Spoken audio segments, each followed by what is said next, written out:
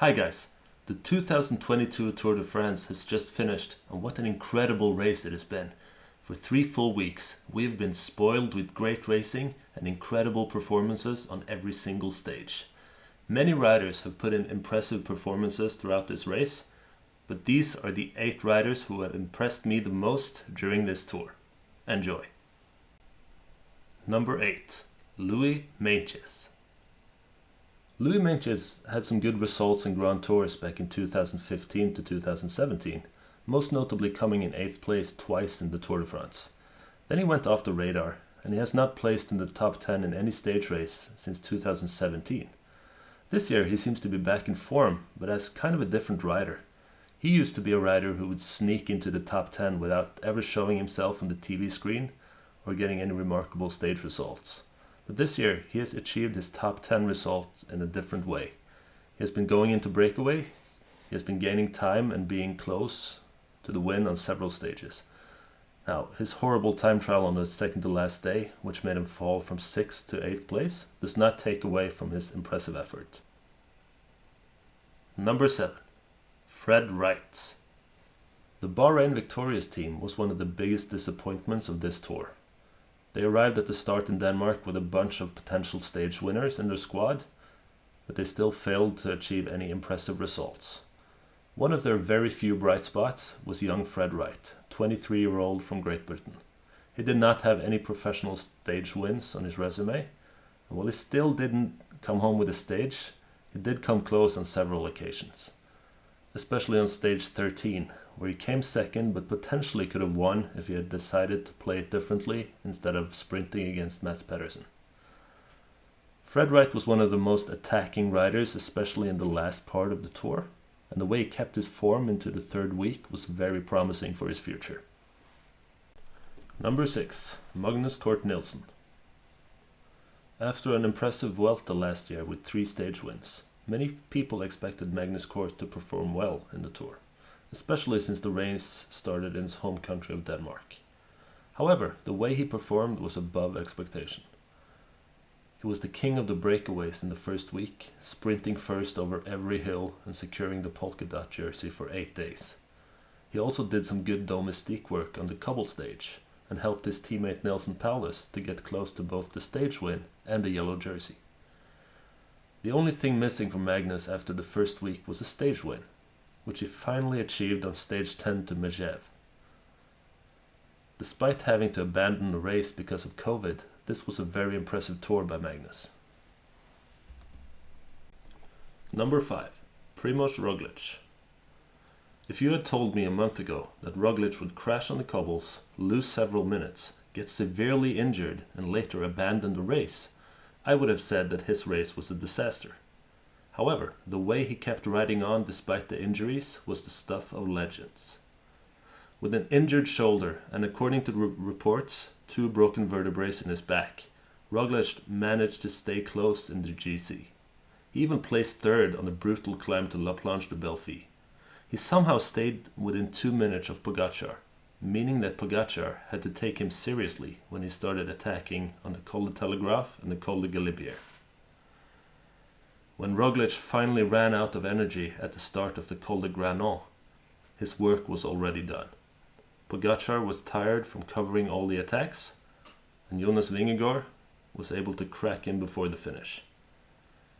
Primož Roglič did not get the individual result that he dreamed of from this tour, but his teamwork from Vingegaard was extremely impressive and valuable. Number 4. Jasper Philipsen. 2 stage wins and 3 more top 3 results on stages.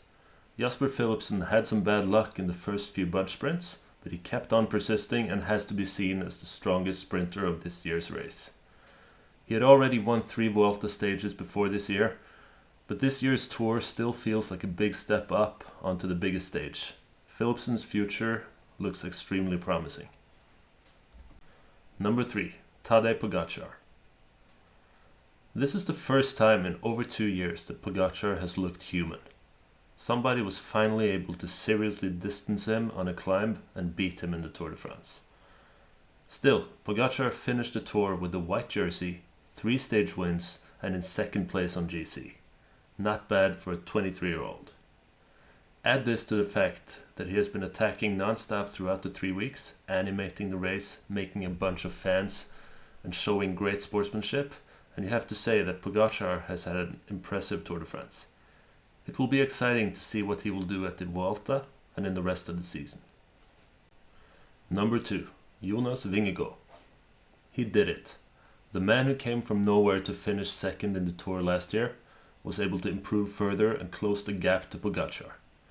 He looked so strong already in the opening time trial, and he just kept improving during the race. At no point did he look like cracking or losing any serious time to his rivals. Vingegaard was about as strong as I had expected in the high mountains, but he really impressed me on the shorter, punchier climbs and on the time trials. Congratulations to a very well-deserved winner of the Tour de France. Number 1, Wout van Aert. This may actually be the single most impressive performance I have seen by any rider in any Grand Tour, especially from a non-GC rider. He has won 3 stages. He has won the green jersey. He has ridden almost a week in the yellow jersey. He has been on the attack on almost every stage. And he has been the best domestique that you can think of, both on the flats, on the cobbles, and in the mountains. Wout van Aert has impressed everybody on almost every stage of this year. Just his presence alone has been enough to discourage the competition from attacking Vingegaard. It's like they're thinking, why bother attacking Jonas when Wout will just pace him back anyway? It's hard to find a true comparison to what Wout van Aert has been doing in this tour. In terms of a rider showing versatility and competing on every kind of terrain, the only comparison I could find was Kim Kirchen during the 2008 Tour de France. Kirchen won a time trial, finished second to Thor Hushovd in the sprint, and came close to winning several stages on hilly terrain. He rode in the yellow jersey for several days and finally finished 7th overall. But despite the versatility of Kirchen, his domestique work and overall performance does not come close to Wout van Aert. Another possible comparison is Julian Alaphilippe in the 2019 Tour de France. He won a hilly stage and a time trial. He rode with the favorites in the mountains. He wore the yellow jersey for 11 days and he finished an impressive 5th overall, despite not being seen as a GC rider. He also rode offensively by attacking and contesting sprints to gain time. Still, even Alaphilippe's amazing performance does not match Wout van Aert's overall contribution to his team.